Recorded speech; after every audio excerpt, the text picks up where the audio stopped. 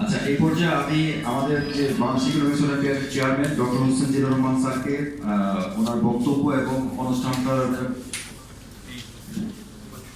আচ্ছা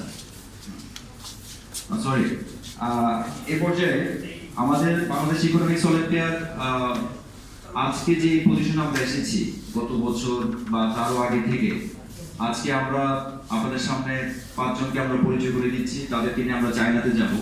এই যে একটা দীর্ঘ যাত্রা ছিল, আমরা 4টা বিভাগীয় শহরে গিয়েছি, ওখানে আমরা 48,000 পরীক্ষার্থী থেকে 1600 পরীক্ষার্থী, দেন 40 জন, দেন 5 জনকে নিয়ে আমরা আজকে এখানে এসেছি। এই যে দীর্ঘ যাত্রায় সবচেয়ে বেশি সহযোগিতা এবং স্পন্সরে যারা ছিলেন তারা হচ্ছে সিটি ব্যাংক, ব্র্যাক ব্যাংক এবং পূবালী ব্যাংক। তো আজকে ব্র্যাক ব্যাংক এবং পূবালী ব্যাংক থেকে 2 জন সিনিয়র ম্যানেজমেন্ট এসেছেন। আমরা ওনাদের এই যে আমাদেরকে সহযোগিতা করার জন্য যে আমাদের পাশে ছিলেন এবং ভবিষ্যতেও পাশে থাকবেন নিশ্চয়ই। তো আমি রিকোয়েস্ট করব প্রথমে পূবালী ব্যাংকে ওনার বক্তব্য দেওয়ার জন্য।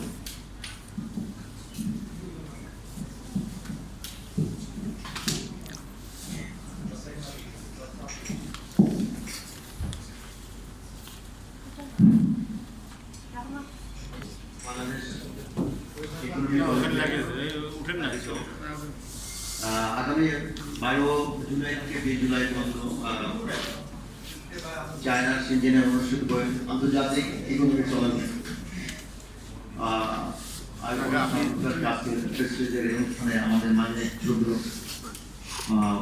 ডক্টর হোসেন জিল্লুর রহমান স্যার, অনুষ্ঠানের অ্যাম্বাসেডার মিস্টার মাসুরুল হক, ইকোনমিক অলিম্পিয়াড এক্সিকিউটিভ কমিটির চেয়ারম্যান সেক্রেটারি মহোদয় এবং সামনে উপস্থিত বিভিন্ন প্রিন্ট এবং ইলেকট্রনিক মিডিয়ার সাংবাদিক ভাই বন্ধুবৃন্দ, সবাইকে আমার পূবালী ব্যাংকের পক্ষ থেকে আন্তরিক শুভেচ্ছা অভিনন্দন জানাচ্ছি।